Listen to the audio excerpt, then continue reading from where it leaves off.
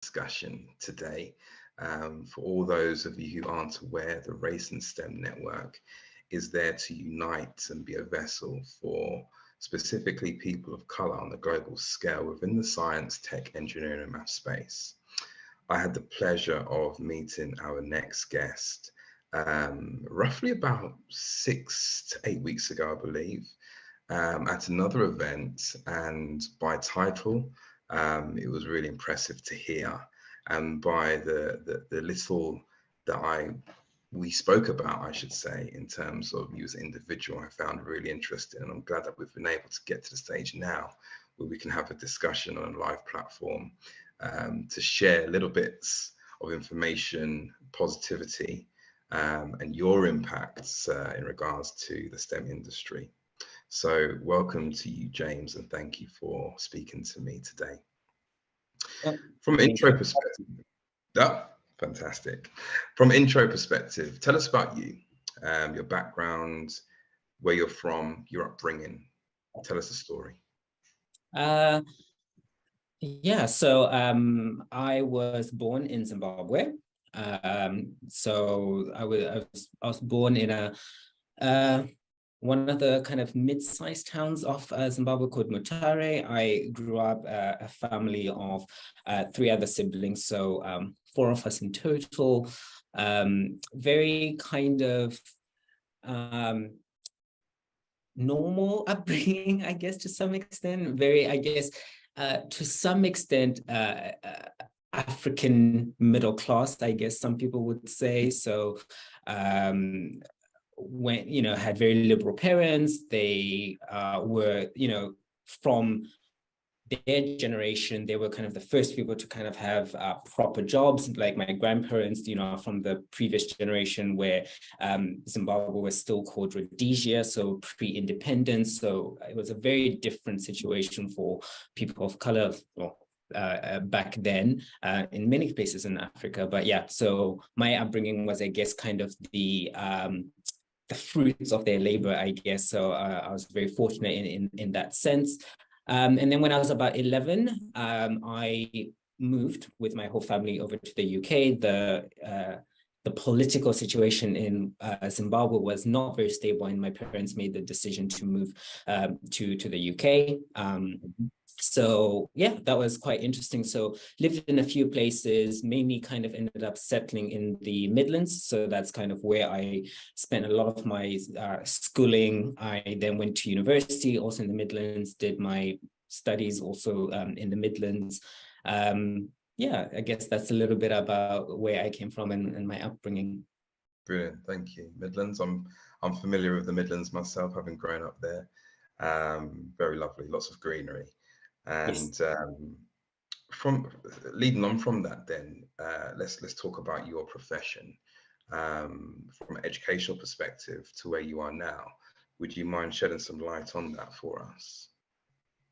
Yeah, so I've always been a bit confusing to people and my teachers because I've never really been a typical student in the sense of, you are going to do this. So I've always been very studious. I was, what I guess most people will kind of call a geek or whatever, kind of enjoyed my studies, always studying, to the extent that my parents would sometimes be like, okay, you need to stop studying, go have some fun. Like I was the child whose parents would be like, go have fun. And then they'll be like, I will even drop you off and pick you up. But anyway, but I've also really liked creative sides of things. So I guess I've always been very kind of studious and into the sciences and stuff like that, but also really liked creative things as well. But I guess as much we in our education system, you do have to make some decisions as what you're going to do, because you start off with a broad range, and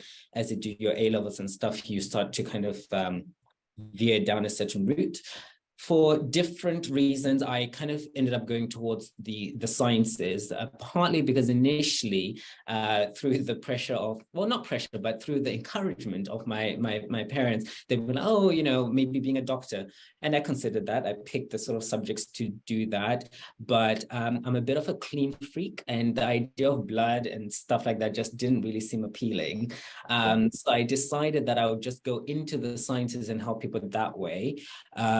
And chemistry was something that I loved as a subject, because for me, chemistry is the most interesting science, just because I feel like it's interrelated with everything, but it is probably a bit more applicable and tangible to people in comparison to something like physics. And it's not fully as complicated as how biology can be sometimes. So I feel like it's that nice science that people can really relate to. So kind of, say that again. The happy medium. Yes, the happy medium. So yes, I went down that route, and I majored in medicinal chemistry.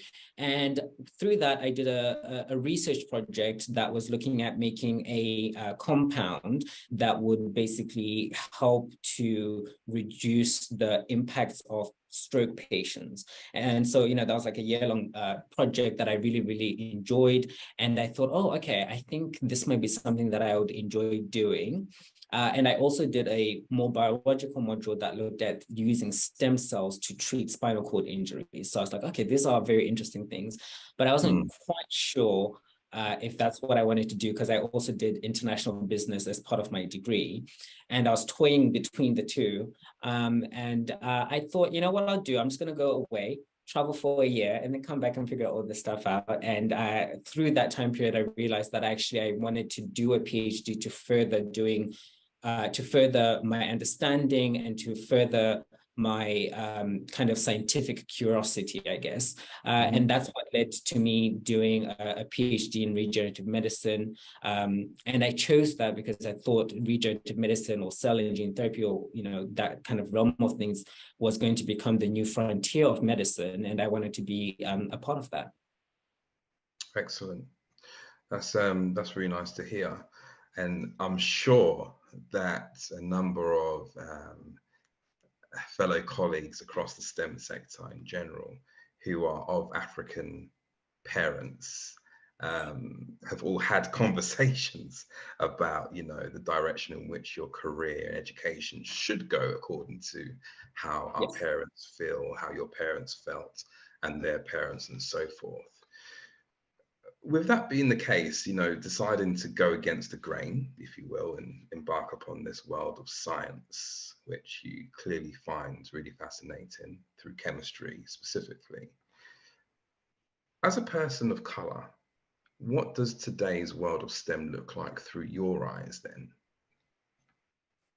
I think through my eyes, it's really exciting. And I think there's a lot of very different possibilities. I think, you know, when you look at all the different realms of STEM, and, you know, I started off in chemistry, but now in my role at the company I'm at, we work on manufacturing and process development technologies for the cell and gene therapy space.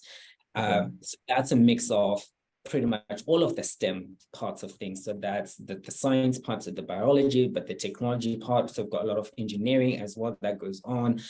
And, you know, maths is in everything. So, you know, we really kind of embrace it all. And I think we live in a world where STEM is so multidisciplinary that I think it's so exciting, because you can tackle these STEM projects and these STEM challenges from different angles using whatever you've studied, whether that's chemistry or physics or biology or all the other interdisciplinaries that are within that.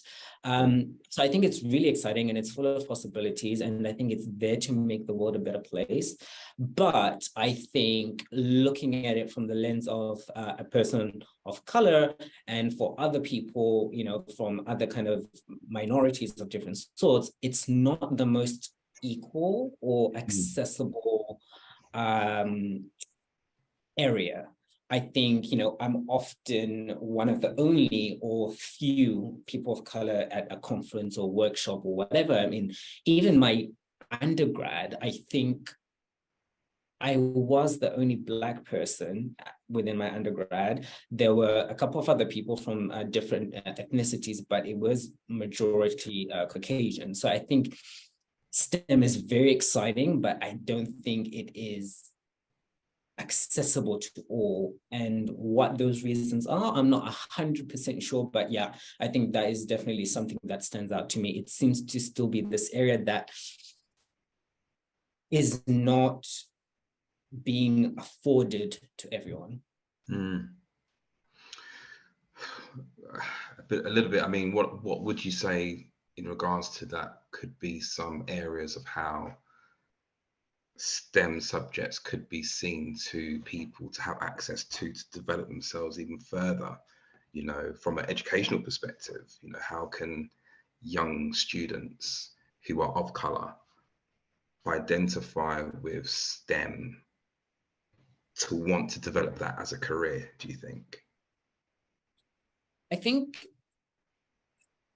what is necessary is having good representation and seeing people who do those things. So, you know, let's say, take my nieces and nephews, they Yeah. see me like, oh, my uncle does this. You know, more people need people that are close to them, that aren't too detached, that they can resonate with and be like, oh, okay, so Uncle James, you do this. Then they can come to me and ask, oh, okay, what exactly does that mean? You know, I might speak to them and be like, oh, I definitely don't want to do that. But at least they have someone to have that conversation with in a very non-committal, and just you learn about something, right? It's, you know, it's even just the simple opportunity of, if there's a thing at work, at school, where it's like, okay, go speak to someone who's in a career, or go to do a visit at a family member's workplace.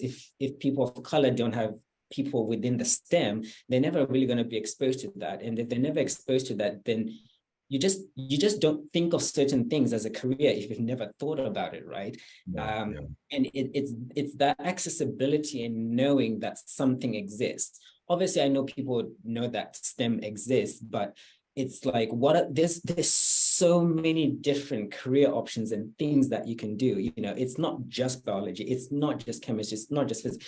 There's, you know, in all of it, there's so many different disciplines that, you know, really excite people in different ways, and all come together to do very exciting things. And I think part of what's necessary is just giving people exposure to that and having conversation, making it accessible. So simply being able to talk about STEM around your table with your friends is an important thing. And that comes from exposure and the sort of familiarizing it just being another thing that people can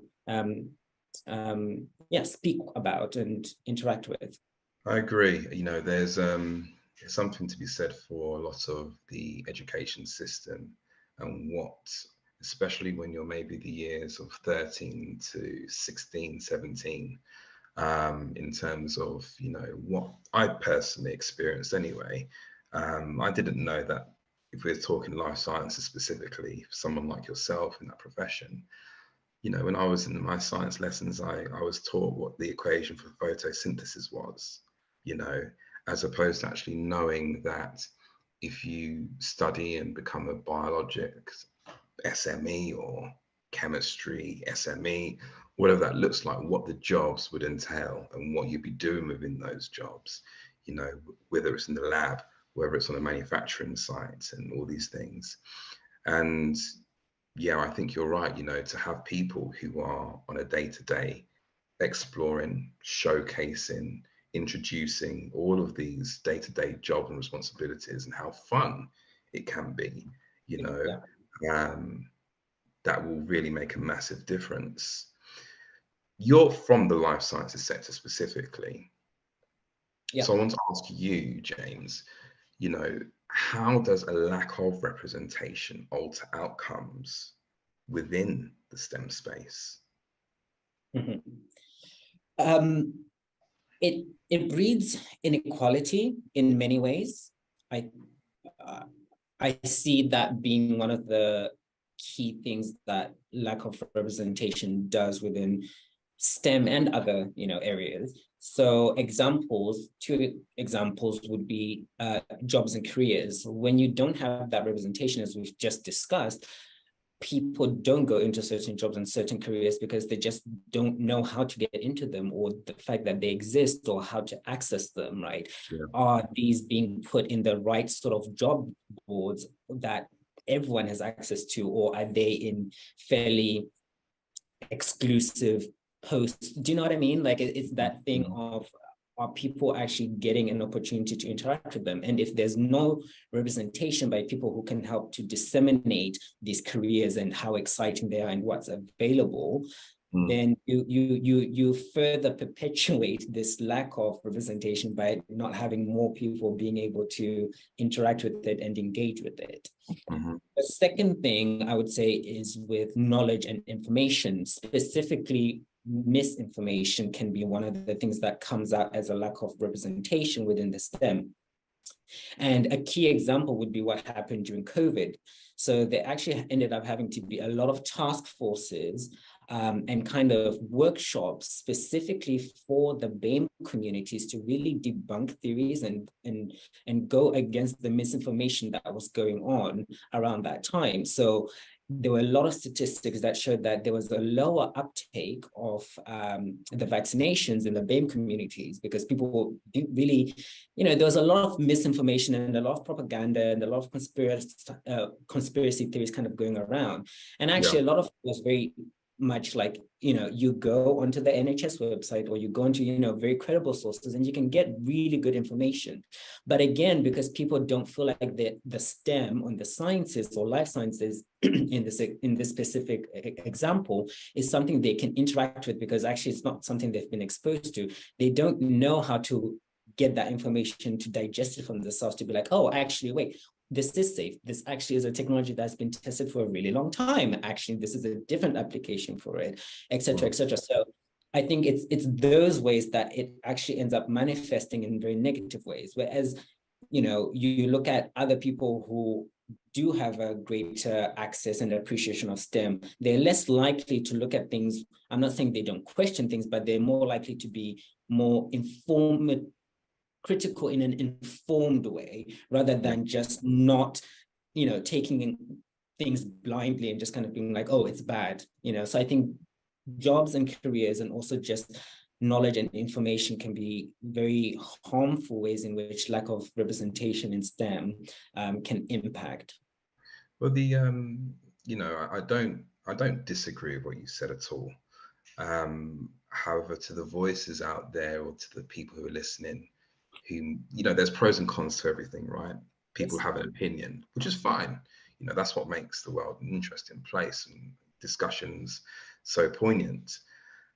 And there'll be those who are a bit skeptical, going back to, for example, the COVID example, of all of the education, I think, in the sense of go to the NHS website, have a look, speak to this person, these doctors, etc., etc., etc. But then you'll get the individual who's a little bit more potentially educated and say, well, look, the clinical trials are only on this type of individual, as opposed to being very diverse, and what have you, which is why there'll be hesitation, which is why there'll be, frustrations in regards to specific subjects per se. With that as an example, you're obviously educated, you understand the science of things. To those who are up and coming, do STEM fields have a role in shaping our understanding of race and ethnicity, do you think? Yes. I think, like many other aspects of the world we're in, STEM plays a crucial role in our understanding. Giving the example, taken from what you've just said, when we look at the education piece of things is really important, right? Yes. It's important for many reasons, because you want to remove biases, you want to remove stigmas, and you want to remove the stereotyping that happens when things aren't based on fact. going even to the example that you gave of the kind of clinical trials, it's really important that trials are representative of the people that they're eventually going to help to treat. And I think it's a two-way thing of people from different backgrounds also have to be able to interact with things so that you can be part of it. So it's really hard for people to, with clinical trials, people have to sign up. So you have to be willing to sign up, right? You can't just, if the data isn't there, it's because not all the time, but are the people willing to do things? Yes. Things like, for instance, bone marrow donation. There's such a big call for the BAME community to get onto like the antinolon donor register, because there's so little people who have volunteered to go on there, which means when people do need the transplantations, there's a much smaller pool of people to choose from. So it's things like that where I think it can be a very symbiotic relationship where we teach each other, but also STEM helps to improve our understanding of what's going on and of race and of ethnicity. And I think there's loads of things that we can do with that. I was at an event last week where an interesting thing about, getting people from getting people to understand different perspectives. So it was a workshop on building inclusive cultures within the workplace, specifically in engineering, and things like privilege workshops and reverse monitoring were really interesting concepts because it creates a very nice open space for people to have a dialogue, to be like, this is what I experienced and this is my perception, and you're airing it out, and and when you do it in that way, people can be like, oh, I never thought of it that way, I never saw things in this way. And I think for me, communication is one of the key things in any realm of life, and when you do that, you get that better understanding. And I think it's something that communication and learning is always going to be a two-way thing, and I think it's important to have those sort of things in place. No, I agree. You're someone who, in the short time we've known each other, has always shown positivity. The glass is definitely half full as opposed to half empty. If something's not right, you find a way to get around it in a positive way to beat all the negativity that comes in your direction. So we're thinking empowerment now. And your job title is what, for those? I don't think we covered that actually. What is your job title currently? So I'm currently the Vice President of Bioprocessing and Applications. There we go. So a very senior position. And obviously you've gone through a number of roles and jobs to get to where you are, education as well, networking, etc., etc. So what's your philosophy, James, when overcoming adversity, particularly within, the life sciences STEM? So interestingly enough, I draw from non-STEM sources for my kind of philosophy. So I am very much aligned. I'm not a Buddhist, but I'm very much aligned with that sort of thinking kind of Eastern philosophy. And there's kind of three main kind of philosophies that I prescribe by when it comes to adversity in anything, and definitely when it comes to STEM. The first one is the concept of Kaizen, which is a Japanese concept of continuous improvement. The second one is a phrase / mantra I always say, which is a reason, a season, and a lifetime. So I always think that everything, people, etc., happen either for a reason, a season, or for a lifetime. So you have to understand where the adversity is sitting, and when you understand that, that actually allows you to be able to move through it with more grace and empowerment. And then the third thing is a concept of Mahayana Buddhism, which looks at essentially what's called the small path, which is focusing on yourself.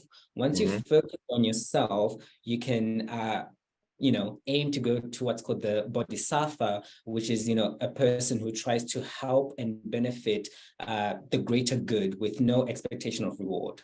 So kind of like that pure karmic, like I'm doing this for the sake of doing it without expecting anything. So those are the kind of three philosophies I prescribe by. So, and just to clarify, yes, I am a scientist. But what all of these do is they help me to build resilience and mettle to move through anything that happens in my professional or personal life. So I think, especially in STEM, these sort of concepts of continuous improvement, of understanding that something happens, but it is not always going to stay that way, are really important. And also that idea of focusing on what you need to do and then focusing on the bigger picture are very important. So relating that to STEM subjects are exploratory, right? Especially when you're working on the research things and, particularly like in the job that I'm in now, nothing works the first time. Sometimes it doesn't work the 50th time, and sometimes it doesn't work the 100th time. When you're working in that sort of industry where you're trying to break barriers and push boundaries and explore more things, you need that perseverance to be able to wake up each day and sometimes repeat the same thing with the smallest of details change to finally get to where you want to go to. And also sometimes also understanding that you can do that even for the 10,000th time. And despite your greatest efforts, it still won't work. There's many research projects and organizations and institutes that have been formed where just either we're not there yet advancement-wise in terms of technology and science to be able to get the results that we wanted. But actually, in spite of all of that, as long as you take the lessons from that experience, you've won. And that's the key thing. So the adversity is there to teach you, and it's really important that you take those lessons. So having a mindset of no matter what happens, I am winning. Whenever I get a negative result or the result that I don't want, that's okay. What have I learned from it? And when you have that mindset of always winning through learning, it really just helps you to push through any sort of adversity you have. And that will happen even in your career. When you don't get that job that you want, what happened? What can I learn from it? What can I do to improve my situation better? Okay, they said I didn't have the skills. How can I get the skills? Can I go and shadow someone? Is this, it's those sort of things that take the best out of it. Like you said, I'm a glass half full sort of person. So take the lessons, take the blessings, take the key things that you need and move on and reiterate. I'm thinking about my 4.5 and 2.5-year-old daughters. I don't know if they would like those lessons to be installed when it comes to, the reasons why you can't play with that toy or have that sweet at this time of night or whatever. But I really do agree with that principle and that theory, the philosophy, sorry.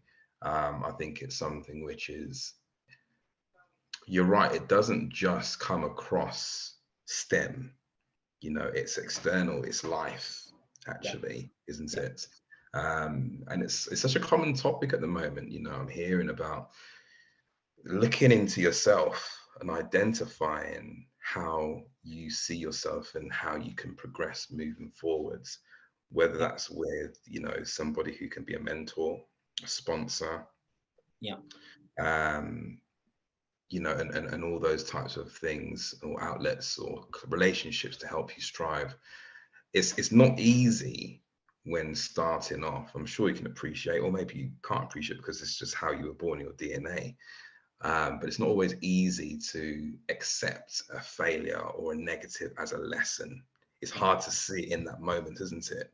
Yes. Especially when if you're thinking about yourself in the lab, you can think, well, maybe I might be working for months on something here and the results will be very negative.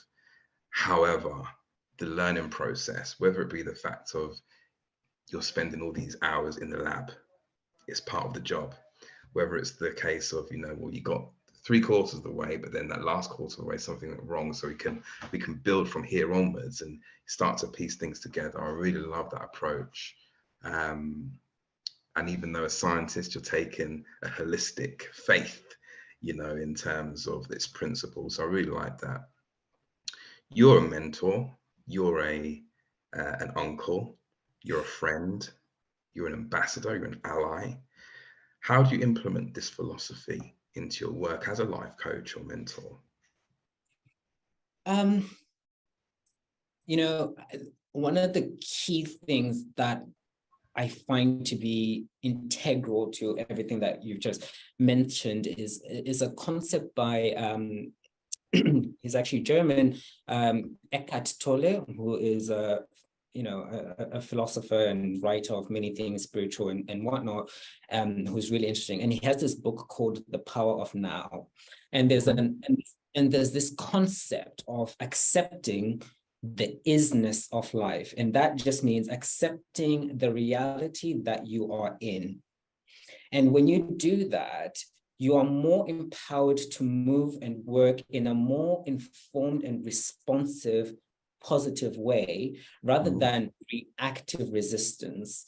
So I find when you start with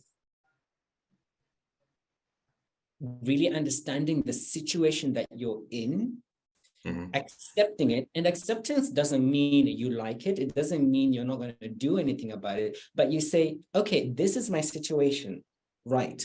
This is it, right? In summary, I guess what that means for me is you always start with self-awareness. When you have that self-awareness, that leads to that self-management. With self-management, you can go on to do social impact through social awareness and then social management.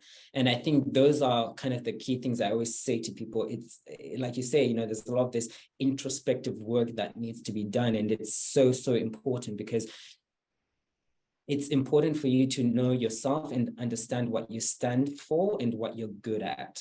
Then also understand what you enjoy, and then understand how you can harness those things to have a positive and beneficial impact on your own journey and therefore on other people. Yeah. Speaking about these mentees that you have, I mean, you've been doing great work like this for how many years roughly? So really, that's a good question. For a long time, so I actually started being a mentee in my second year of my in my second year of my undergrad. So I would start mentoring younger students coming into university. So that's something I've kind of maintained throughout my career. I then did it with some people during my PhD. And now I do it in a more formalized sense. Actually, it was quite formalized back then as well, but now I do it through specific programs. So there's one that's being done by Loughborough University called The Future Talent. And essentially that's looking at people from the BAME background or different ethnic minorities, and linking them with a person who's in industry or something that has, you know, gone through different things within their career, and helping them to understand the key things that they want to do. I'm also part of the Royal Academy of Engineering, and through that, there's this program that they run with the Windsor Fellowship called the Graduate Engineering Engagement Program, which again focuses on working with undergraduates and helping them to link with people who are mentors in industry, again, to see how they can get into industry, what are the key things they need to do, etc. So it's something that I've been doing. Oh God, I feel old now thinking about it, but I guess like give us an approximation. Almost 10 years, Okay. especially when I can say stuff is like a decade long now. Okay, so roughly 10 years. You're in touch with, you know, a younger generation on a day-to-day. You hear what they have to say, the good and the bad and the ugly. You're on the other side of it, representing a professional in STEM. From your eyes then, James, your perception, how are people of color currently represented in STEM to the younger generation? It's a very good question. Bit of a broad question. And to be honest, I don't really know how to answer that, but I don't necessarily think that people of color are represented in STEM. So, and perhaps I'm ignorant because I don't follow much on popular culture. I am, like I mentioned earlier, I'm a nerd. I'm constantly like reading. I watch very little things.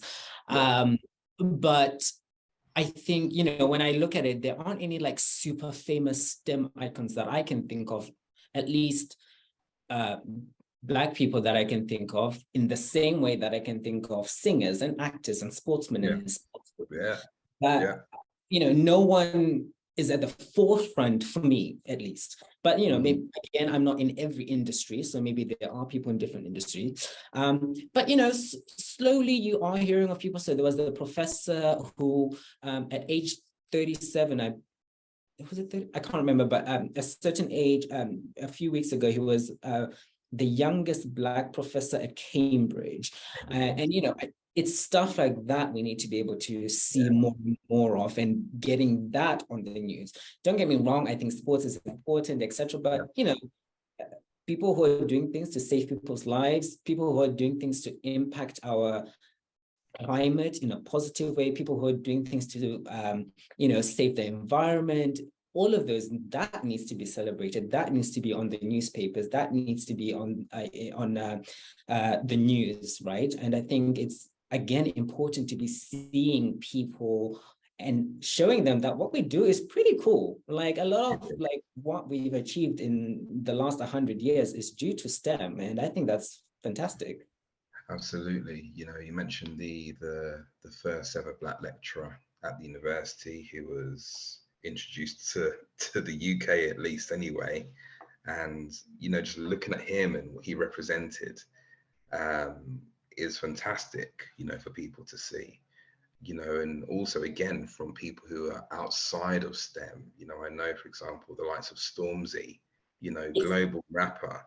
He has something associated, I believe, with Oxford University or Cambridge. I can't remember which one. I think maybe Cambridge, to support, you know, people of color within certain areas of STEM. And that's coming from, you know, somebody who's very well, obviously globally known on a musical, from the music genre anyway. So I like that a lot. You know, I think there's modern day superheroes, if you will, that can really make an impact and really make a difference. And, you know, I think the hope is that they're spoken about in the schools. They're spoken about in the sixth form lessons. You know, it's obviously the relevant subjects in which, you know, they're teaching and they're being professionals within. In closing then, because I'm aware of the fact that we've been talking for a while, and to be honest with you, there's so much we could still uncover and discuss, James, and I'll be very keen to do another one of these with you if you're open to it. But how do you empower men and women within STEM and stay positive in what clearly can be a very uphill battle? You know, you told me at the beginning of the conversation you were the only person of color in some of your university lectures. You know, on a day-to-day basis in life sciences industry, especially within the ATMP industry, you're often the only person of color. How can you encourage others to stay positive? I go back to one of those philosophies, specifically the Kaizen, which is the continuous improvement. So with that, I think this three main things that I say to myself and therefore say to other people, because I think empowerment is so important for me. It's a key value of mine. And the first thing is, start off by understanding yourself and your values, what you believe in and what your goals are, and then keep working on it and be persistent and focus and have that tenacity to ignore the naysayers. But most importantly, have the discipline, because the discipline is the thing that will help you to go through that uphill battle, but know that there is a top of the hill, right? Because you know that there's an endpoint, there is that light at the end of the tunnel. And I think that's really important. And yeah, so really focus. And then the other thing is, find yourself a mentor, find someone who is going to be there to challenge you and make you think and question things in a different way. And sometimes that will bring a lot of discomfort, and that's really good, because that will allow you to say, no, this is really what I stand for, and that's beautiful. But also it will sometimes be like, actually, you know what? I do need to think of things differently, because I was actually having some limiting beliefs or a very myopic way of looking at things, and having that critical friend, that mentor, that sponsorship is so important. And the third thing linking to that actually is sponsorship and allies, and having those people who are with you along the journey, because you can't do it alone. No one can do it alone. We are social beings. We live in a community, and it's important to find those people within that community who can help you along that journey and want to share and see the same kind of positivity and things flourish in the same way that you want. And again, that helps you in that uphill battle, because when you're by yourself, it feels harder than it is. They say a problem shared is a problem halved, right? So, and I think that's part of it. And really, those things I think have helped me. So really understanding myself, what I want to achieve, giving me that laser focus, and then having people who I can draw knowledge from. People have made mistakes before me. Let me learn from theirs, so I don't repeat the same mistakes, but I make my own. And then I can teach other people about my mistakes, and then have that community to build you up and help you along that hill. That's really lovely. And I think as well, even when you're at the top of whatever hill you want to be, to surround yourself with peers, mentors, friends who can keep you there. Because so often you can say, I've reached my goal of being a manager, I've reached my goal of being a director, and then there could be a steady decline. Whereas how you can have people keep you there and uplift you, which is so important. That's great. Thank you. Well, listen, it's been a pleasure, number one, getting to know you, as I said, throughout the course of the year so far. I look forward to hearing of your continued success, because I know this isn't the top of the hill for you. I know there's more to come. And just for those who are listening again, would you mind just reminding us of the groups that you're associated to for mentorship? Because I think that could be something quite powerful for others who are like yourself, who can maybe say, well, look, I'd like to also do what James is doing and, offer my services. What were the names of the organizations again? So there's the Graduate Engineering Engagement Program, or GEEP program, and that's run by the Royal Academy of Engineering, and also it's in combination with the Windsor Fellowship. So I'm actually doing a speed networking mentoring session with them this week in Birmingham. And then the other one is, this is specific to Loughborough University because I'm an alumnus from there, but they have basically a future talent program where essentially they have mentors from industry who come in and help. But with that, pretty much almost any university will probably have a very similar sort of program. So yeah, look into that. Brilliant. Well, listen, from myself, thank you. From the Race and STEM community as well, thank you. We know that this message and this conversation will hit a number of people, I'm sure, in a way in which they can be encouraged, and it's not easy, but little by little we will get there, I'm sure of it. And thank you, all the best, continued success, and we'll catch up on the other side. Thank you, James. Thank you very much, and thank you for inviting me to speak. No problem.